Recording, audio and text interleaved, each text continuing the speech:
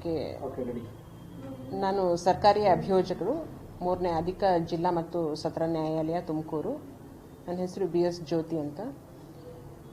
ಇದು ಈಗ ಶಿಕ್ಷೆ ಆಗಿರುವಂತಹ ಒಂದು ಪ್ರಕರಣ 28/6/2010 ನಡೆದಿರ್ತಕ್ಕಂತಹ ಒಂದು ದಲಿತ ಮಹಿಳೆಯ ಮೇಲಿನ ದೌರ್ಜನ್ಯ ಮತ್ತು ದಲಿತ ಮಹಿಳೆಯ ಅಮಾನುಷ ಕೊಲೆ. ಆ ಗ್ರಾಮದ ಗೋಪಾಲ್ಪುರ ಅನ್ನೋ ಗ್ರಾಮದ ಈ ಪ್ರೆಸೆಂಟ್ ಏನಿದ್ದಾರೆ 27 ಜನ ಆರೋಪಿಗಳು, ಅದರಲ್ಲಿ 6 ಜನ ತೀರ್ಕೊಂಡಿದ್ದಾರೆ, ಒಟ್ಟು 21 ಜನ ಆರೋಪಿಗಳು. ಈ ಎಲ್ಲ ಆರೋಪಿಗಳು ಆ ಸಮಯದಲ್ಲಿ ಅವಳ ಜಾತಿಯನ್ನು ಹಿಡಿದು ದೌರ್ಜನ್ಯ ಮಾಡಿ, ಮಾದಿಗ ಅಂತ ಹೇಳಿ ಎಲ್ಲರಿಗೂ ಸಾರ್ವಜನಿಕವಾಗಿ ಗೊತ್ತಾಗೋ ಹಾಗೆ ಅವಳನ್ನು ದೌರ್ಜನ್ಯ ಮಾಡಿ ನಿಂದಿಸಿ, ಅವಳು ಕೇವಲ ಇವ್ರ ಮೇಲೆ ಕಂಪ್ಲೇಂಟ್ ಕೊಟ್ಟಿದ್ದಾರೆ ಅನ್ನೋ ಒಂದು ದ್ವೇಷದ ಹಿನ್ನೆಲೆಯಲ್ಲಿ ಆ ಊರಿನ ಎಲ್ಲ ಜನರು ಸೇರಿಕೊಂಡು ಇವಳನ್ನು ಕೊಲೆ ಮಾಡಲೇಬೇಕು ಅನ್ನೋ ಒಂದು ಉದ್ದೇಶ ಇಟ್ಕೊಂಡು ಸೇರಿಕೊಂಡು ಇವಳಿಗೆ ಕೈಯಿಂದ ಹೊಡೆದು ಕಾಲಿನಿಂದ ಒದ್ದು ಅವಳನ್ನು ಕೆಳಗೆ ಬೀಳಿಸ್ಕೊಂಡು ಮತ್ತೆ ಅವಳ ಮೇಲೆ ಕಲ್ಲುಗಳನ್ನು ಎತ್ತಿ ಹಾಕಿ ಮೈ ಮೇಲೆ ಎಲ್ಲೆಂದರಲ್ಲಿ ಯಾವ ಪಾರ್ಟ್ ಅಂತ ನೋಡಲಿಲ್ಲ, ಎಲ್ಲ ಅವಳ ಮೈ ಮೇಲೆಲ್ಲ ಎತ್ತಿ ಹಾಕಿ ಕೈ ಕಾಲು ಸ್ಕಲ್ ಎಲ್ಲ ಫ್ರ್ಯಾಕ್ಚರ್ ಆಗೋ ಹಾಗೆ ಮಾಡಿ ನಂತರದಲ್ಲಿ ಅವಳನ್ನು ಚರಂಡಿಗೆ ಹೊತ್ತಾಕಿ ಅಲ್ಲಿ ಕೂಡ ಚಪ್ಪಡಿಯನ್ನು ಹಾಕಿ ಅವಳು ಇನ್ನೂ ಸಾಯಲಿಲ್ಲ ಅಂತ ಹೇಳಿ ಮತ್ತೆ ಚರಂಡಿಯಿಂದ ಹೊರಗೆ ತಗೊಂಡು ಬಂದು ಅಲ್ಲಿ ಕೂಡ ಅವಳ ಮೈ ಮೇಲೆ ಕಲ್ಲನ್ನೆಲ್ಲ ಹೊತ್ತಾಕಿ ಲಾಸ್ಟಿಗೆ ಅವಳನ್ನ ದೌರ್ಜನ್ಯ ಮಾಡಿ ಅಮಾನುಷವಾಗಿ ಒಂದು ಬರ್ಬರವಾಗಿ ಹತ್ಯೆ ಮಾಡಿದಂತಹ ಪ್ರಕರಣ ಸರ್ ಇದು. ಈ ಪ್ರಕರಣದಲ್ಲಿ ಫಸ್ಟಿಗೆ FIR ಆಗುವಾಗ 27 ಜನನ್ನ ಸೇರಿಸಿದ್ರು.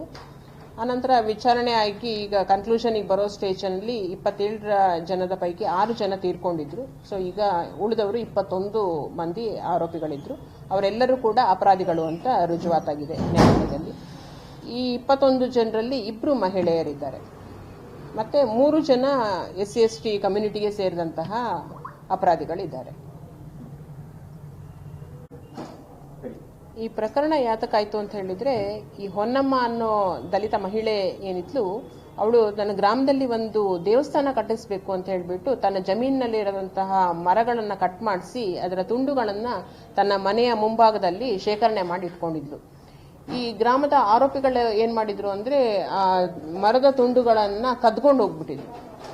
ಆಮೇಲೆ ಇವಳೇನು ಮಾಡಿದ್ಲು, ಅವ್ರ ವಿರುದ್ಧ ಕಂಪ್ಲೇಂಟ್ ಕೊಟ್ಟಿದ್ಲು. ಹುಲಿಯಾರ್ ಸ್ಟೇಷನ್ನಲ್ಲಿ, ಚಿಕ್ಕನಾಯಕನಹಳ್ಳಿ ಸ್ಟೇಷನ್ನಲ್ಲಿ ಎಲ್ಲ ಕಂಪ್ಲೇಂಟ್ ಕೊಟ್ಟಿದ್ಲು.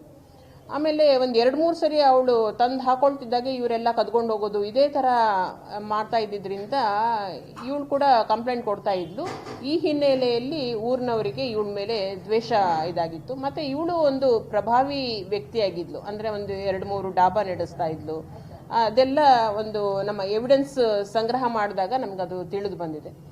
ಸೊ ಅಂಥ ಒಂದು ಮಹಿಳೆಯನ್ನ ಕೊಲೆ ಮಾಡಿಬಿಟ್ರೆ, ಅವಳು ಇಲ್ಲ ಅಂತ ಮಾಡಿಬಿಟ್ರೆ ತಾವು ಆರಾಮಾಗಿರ್ಬೋದು, ತಮ್ಮ ಒಂದು ಮೇಲುಗೈ ಸಾಧಿಸ್ಬೋದು ಊರಿನಲ್ಲಿ ಅನ್ನೋ ಒಂದು ಅಭಿಪ್ರಾಯದಲ್ಲಿ ಎಲ್ಲರೂ ಒಟ್ಟಾಗಿ ಇವಳನ್ನು ಇವತ್ತು ಕೊಲೆ ಮಾಡಲೇಬೇಕು ಅನ್ನೋ ಉದ್ದೇಶದಿಂದ ಊರಿನವರೆಲ್ಲ ಒಟ್ಟು 27 ಜನ ಸೇರಿಕೊಂಡು ಆ ಸಮಯದಲ್ಲಿ 2010 ಸಾಲಿನಲ್ಲಿ ಇವಳನ್ನು ಅಮಾನುಷವಾಗಿ ಬರ್ಬರವಾಗಿ ಹತ್ಯೆ ಮಾಡ್ತಾರೆ. 27 ಜನ ಅಂದರೆ 21 ಜನಕ್ಕೆ ಶಿಕ್ಷೆಯಾಗಿದೆ. 6 ಜನ ಈ ಮುಂಚೆನೆ ತೀರ್ಕೊಂಡಿದ್ದಾರೆ.